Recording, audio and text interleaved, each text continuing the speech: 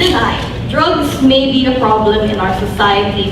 However, reinstitutionalizing the death penalty is the wrong way to go. They claim that this works as an effective deterrent to ensure that we scare individuals and to ensure that they are set off drugs. However, we have to understand that the deterrence of death penalty only works when individuals are sure that they actually will be prosecuted, that they will receive the death penalty. But if we look at the reality that exists in the Philippines today, this isn't the case. Our rate of prosecution is so low that individuals, even if they are jailed, are highly unlikely to face trials. And even if they are, it will take months and years to come. And even in the instance that they do face trial, if we look at the rate of which we actually execute death penalty, we have a 71% judicial error rate. That means, even if we implement the death penalty, we are unlikely to implement it effectively enough to serve as the deterrent that they want. But let's say it does serve as a deterrent, why do we think it's still bad? Because even if it is a deterrent, all we're doing is replacing one type of fear, which is the fear of drugs,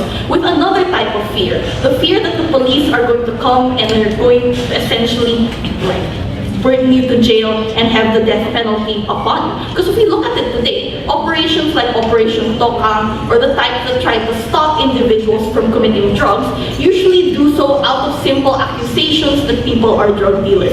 And therefore, individuals on the ground, rural individuals who might not have access to things like lawyers or natural protective mechanisms are still going to be afraid of going out, are still going to be afraid essentially because if the police catch them, for example, if someone wrongfully accuses them of doing drugs, they are just as dead as the individuals who are guilty. And that's not the world we want to live in. Which is why essentially we believe that the reinstitution of the death penalty harms Philippine businesses, whether they are small to medium enterprises or large enterprises. And we would rather they simply improve current judicial systems and current police implementation to ensure safety. Two reasons why it's not in the interest of businesses.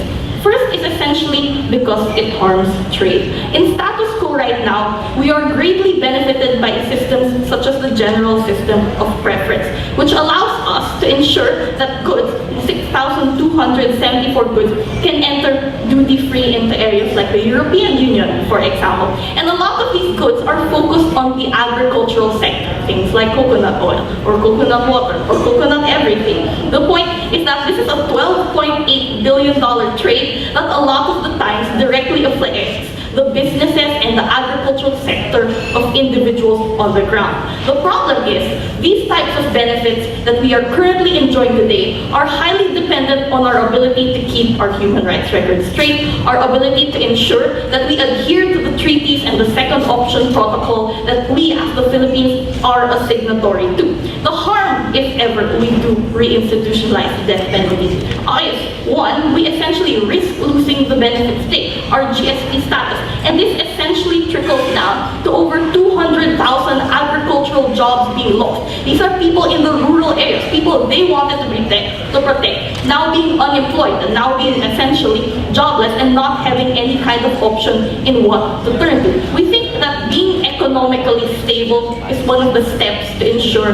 that you don't fall into drugs, that you are able to have a stable life. But when you rip the rug out from under these individuals, all the more we essentially lead them towards that downward spiral. That's why, if we want to ensure that these benefits stay, we don't want to reinstitutionalize the death penalty.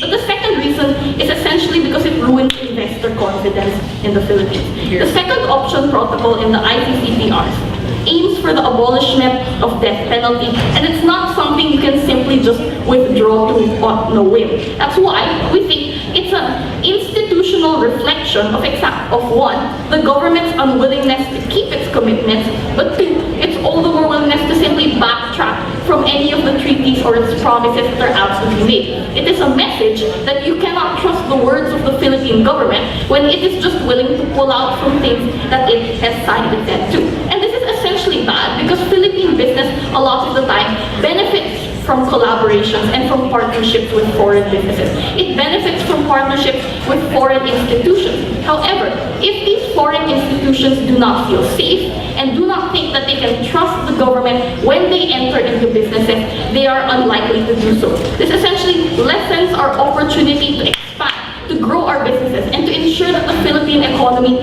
does grow. Which is why, for all these reasons, we'd rather not reinstitutionalize the death penalty. Thank you.